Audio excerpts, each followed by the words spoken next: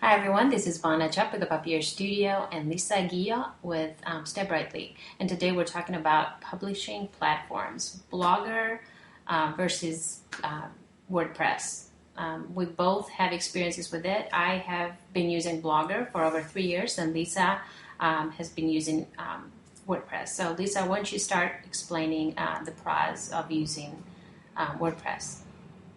Right. So I started using WordPress about 2 years ago and have worked with that platform for, a handful of clients that we've built websites for them. They have tons of customizable templates that you can purchase or also for free, which is great. And there's one big difference I wanted to point out with WordPress. There's WordPress.com, which is where you use free templates. They also host the site for you, but give you a limit on how many images and you can upload. Then there's also WordPress.org, where you can use your own template. You can buy templates and install those, but you need to purchase hosting space on a site like GoDaddy, for example. That's the hosting servers that I use. Oh, there goes my baby. Hold on. Let me take him down. Okay. Let me continue. A working mama. So another benefit I found with WordPress.org is that you can name your blog your own brand name. So, for example, stepbrightly.com is actually a WordPress site and functions as a blog as well as my professional portfolio. And so I can get Google rankings through that as a single unit, which is great. Is there a hosting fee for that to have your company's name on WordPress? No, you need to buy that URL from like register.com or GoDaddy.com sells URLs. So I did everything through GoDaddy that way. Another benefit of WordPress is that they just have tons of plugins that you can use. So you don't really need to understand or know how to do any HTML coding or development. Instead, you can just go through this list of plugins, see how they're ranked, click install, and it installs it on your blog. So, for example, we have an easy way to add contact forms where it can email you directly. You can also add things like ad space, search bar, things like that. Really makes it easy for certainly my clients to use who can follow up and do and perform their own updates on their website once the site is built and designed. So, and now you are working with Blogger. Right. And a lot of my clients are also on Blogger and are considering moving over. And I know that you've sort of tussled and juggled this idea back and forth. So why don't you tell us about that? Yeah. So I started on Blogger 3 years ago. I was first the papierstudio.blogspot.com, and that was a free hosting. You didn't have to pay anything for that. It was a free blog.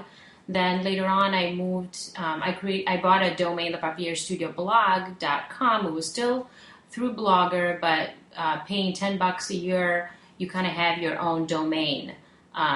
So I did that with Blogger.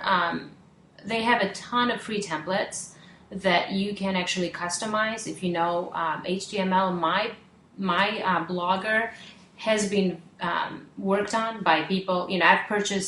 I basically spend money through graphic designers to build, to customize it per my needs. So if you are looking to start a blog through Blogger, that's not how it's going to look like. It's just, I'm just saying that it's customizable and you can, change the HTML, but you spend money for that. So one other thing with Blogger that I'm kind of running into problems right now is hosting your pictures, your photographs that you use for your posts.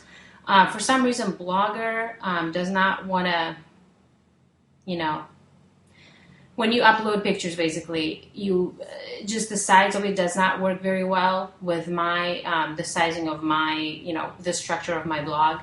So I have to personally put them on PhotoBucket and then just kind of get the embedded code and put that on my post, and then that way it kind of all works out. And that's fine as long as, everything works out with that other website. Currently, PhotoBucket has been down for 24 hours, so all my blog images are down. So that's not good. Yeah. So I have been thinking about, kind of transferring over. There is a ton of good things about Blogger if you're just mainly using it to blog. if you have a business and you want to kind of feature your products and your business through it and connect it to your website, put it on the root of the website, I don't think it's the best platform out there for blogging. So right. And one more point I think I forgot to mention was selling on WordPress too. WordPress has e-commerce functionality, so you can have a shopping cart on your WordPress blog, which is really helpful for folks that are selling products. Right. So if you guys are thinking of switching from Blogger to WordPress, like I am currently thinking, we will be posting a few links on this post, right, Lisa? Yeah, I'll send them to you. Yeah, they kind of explain, 1, 2, 3, the steps that you can take to do that yourself. So that's it. If you have any questions, do let us know, and we'll try to address them either by commenting back to you or reaching you through email or maybe on another post that we might do. So thanks so much. Thanks, Lisa. Thanks.